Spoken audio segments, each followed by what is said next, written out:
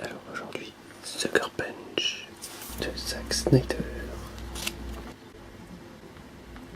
La réalité d'une prison, votre esprit peut vous en libérer. Êtes-vous prêt? Après Watchmen, Zack Snyder présente Sucker Punch, un conte épique et fantastique à travers la folle imagination d'une jeune fille qui explore le monde de ses rêves pour échapper à une réalité insupportable. Dans cet univers où le temps et l'espace sont abolis, elle est libre d'aller là où son esprit l'entraîne, mais ces fabuleuses aventures estompent la frontière entre la réalité et les fantasmes. À ses risques et périls, guidée par Zack Snyder, partez à la découverte des personnages du film et des mondes hallucinants qu'il traverse. Fantasy, SF ou gothique. Toutes les étapes de la réalisation du long métrage, de la conception à la production, sont illustrées par des photographies et des visuels époustouflants. L'album officiel du film pour tous les amateurs de sensations fortes.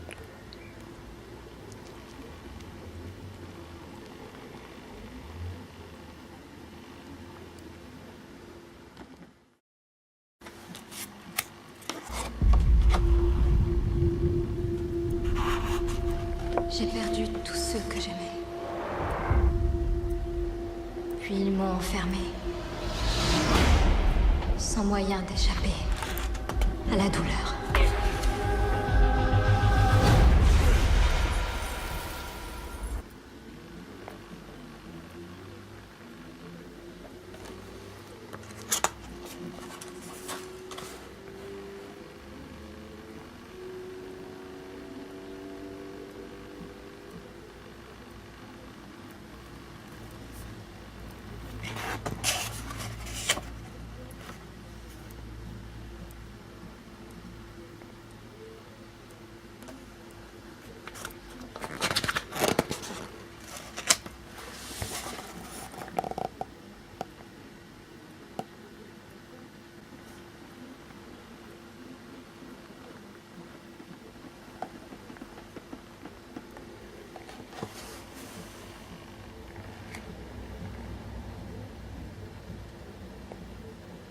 Combien de tours un esprit jeune et fragile peut-il endurer et surtout, où peut-il bien se réfugier lorsque la limite est atteinte?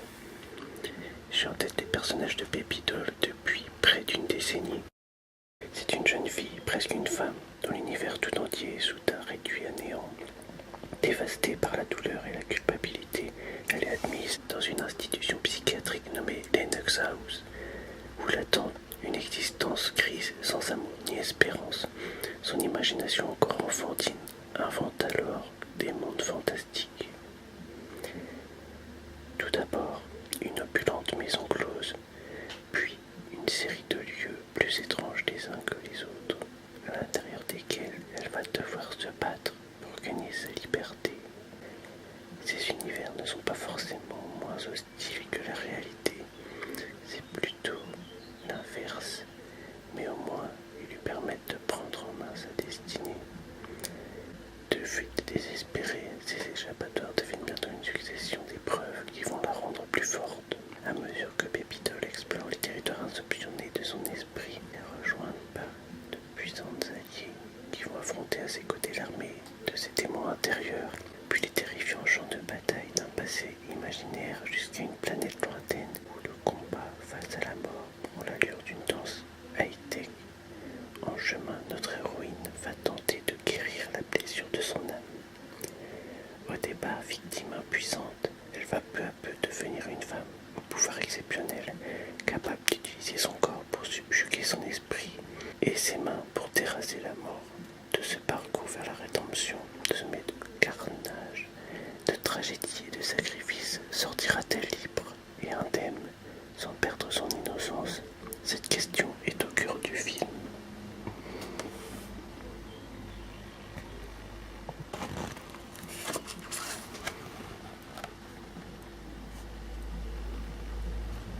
Cette double page et les deux précédentes, les personnages féminins dessinés par Alex Pardee et des t-shirts distribués au Salon Comic-Con 2002 dans l'ordre Amber, Baby Doll, Rocket, Madame Gorski, Blondie et Sweet Pea.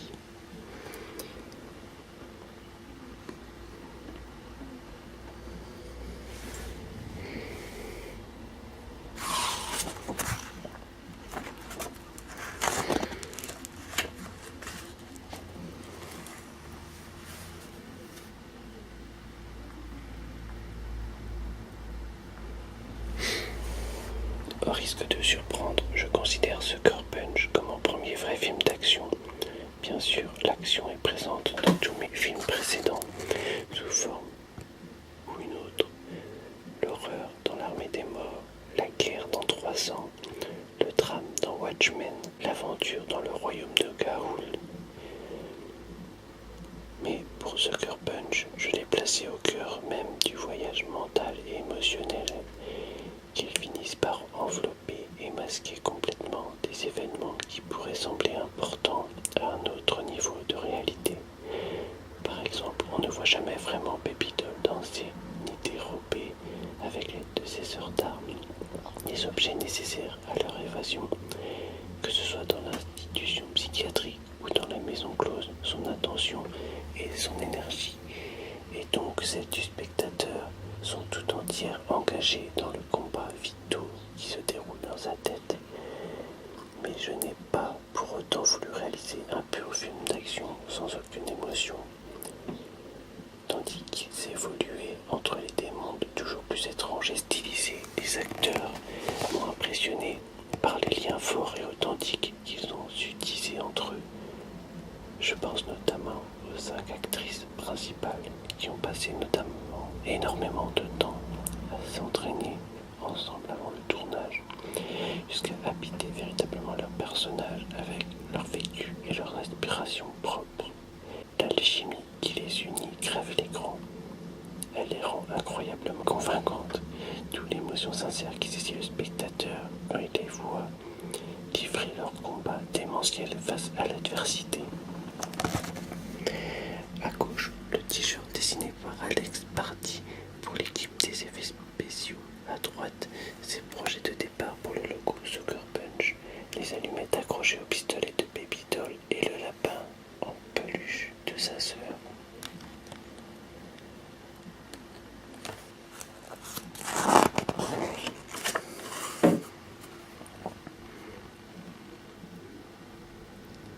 Idée de travail pour Humber.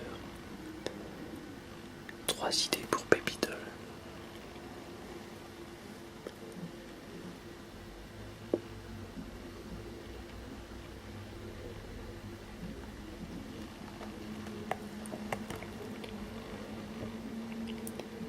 Mener à bien le projet de ce film a représenté pour moi un processus profondément libérateur. Tout d'abord parce que je travaillais pour la première fois sur une idée originale et non un remake ou l'adaptation d'une bande dessinée. Même si mes expériences précédentes ont été de passionnantes leçons d'humilité, elles m'ont toujours obligé à répondre à des attentes très précises, ce qui est inévitablement source de pression et de contraintes. Pour Sucker Punch, au contraire, l'équipe disposait d'une marge de manœuvre réellement grande. À tout moment, nous étions libres de donner au projet un tournant inattendu, sans craindre de décevoir les attentes d'un groupe de fans. Nous avons pu laisser s'épanouir nos énergies créatives, ce qui nous rend d'autant plus fiers du résultat. L'aspect libérateur du film découle aussi de la nature fondamentalement ouverte et informelle du scénario. Cette idée était présente à l'origine du projet lorsque je l'ai soumis à mon ancien camarade d'études Steve Shibuya il y a 7 ou 8 ans. Comme l'essentiel du film et de l'action réside dans l'invention de l'esprit tourmenté de Baby Doll, nous étions libres d'imaginer des décors, des créatures et des scènes de combat totalement affranchies des contraintes du monde réel. Des samouraïs géants armés de fusils mitrailleurs, pas de problème. Des automates à vapeur en guise de soldats allemands, excellente idée. D'affreux orques propulsés dans les airs par une catapulte, pourquoi pas. Et le tout en musique, cela va de soi. En pratique, nous ne nous sommes fixés que de critères, que nos idées contribuent à rendre l'histoire plus captivante et qu'elle soit cool.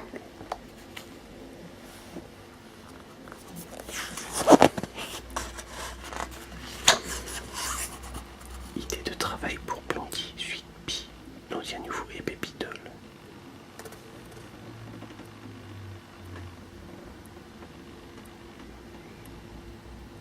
Deux idées pour Amber.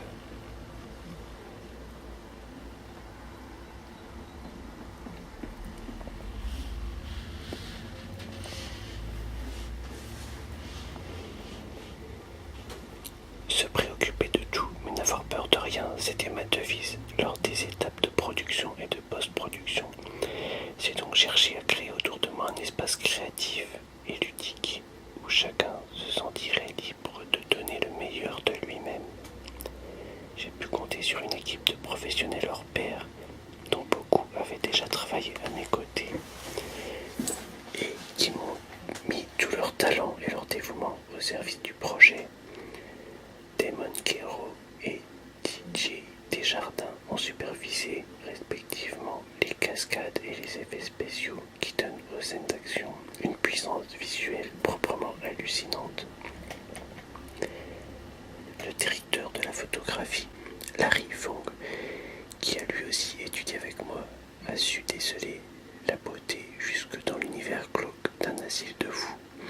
Marius Steve Rice et Taylor Bates ont composé les thèmes musicaux qui propulsent les combats imaginaires de Baby Doll dans un monde supérieur, tout en restant bien ancré dans l'histoire. Michael Wilkinson a conçu des costumes qui caractérisent chaque héroïne, soulignant une personnalité et un sex appeal unique, quels que soient les univers qu'elle traverse. Rick Carter, le légendaire chef décorateur, a fait figure de sage de l'équipe, aussi impliqué que protecteur. Ses idées de génie ont dépassé toutes mes attentes. William Roy, au montage, a fait naître l'ordre dans le chaos, un exploit. Et bien sûr, Wesley Kohler et mon épouse Deborah, mes producteurs associés, m'ont permis de libérer ma créativité tout en gardant les pieds sur terre. Si l'expérience a été aussi fabuleuse, c'est grâce à chacun d'entre eux.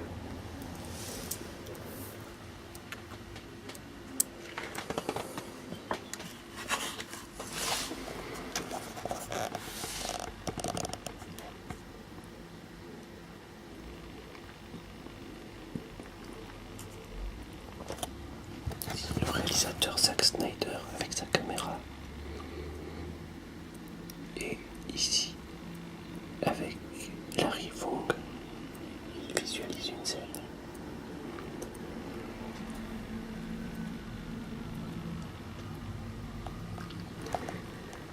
Et maintenant la question du titre. Un Sucker Punch, c'est un coup porté par surprise dans un match de boxe. Le genre de coup que le spectateur pourrait bien encaisser ici ou là dans le film. Mais à vrai dire, nous voulions surtout un titre qui n'en soit pas un, pour préserver l'aspect inclassable du film. Au lieu de chercher à le faire entrer dans une case, s'il fallait le définir, je dirais que Sucker Punch est une histoire de rédemption, d'amitié, d'imagination et de liberté. Pour le reste, asseyez-vous confortablement et ouvrez grand les yeux.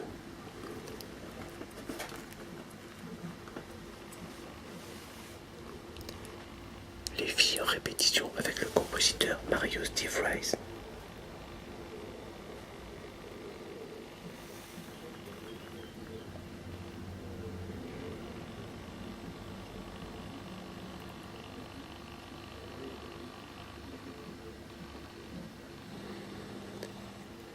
Le photographe de plateau, Clay Enos.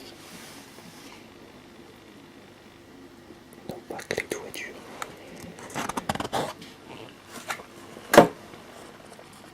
De gauche à droite, on retrouve Amber, Jamie Chung.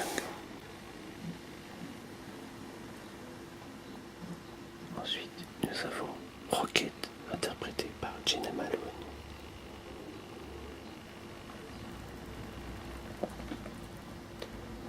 Ensuite, nous avons Sweet Pea, interprété par Abby Cornish.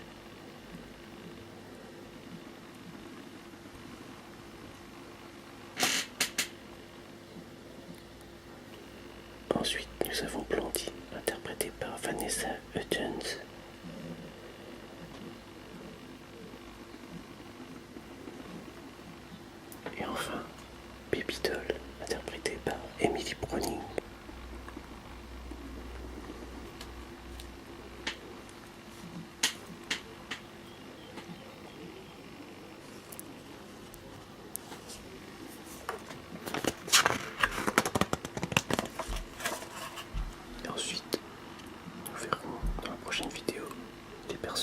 plus en détail.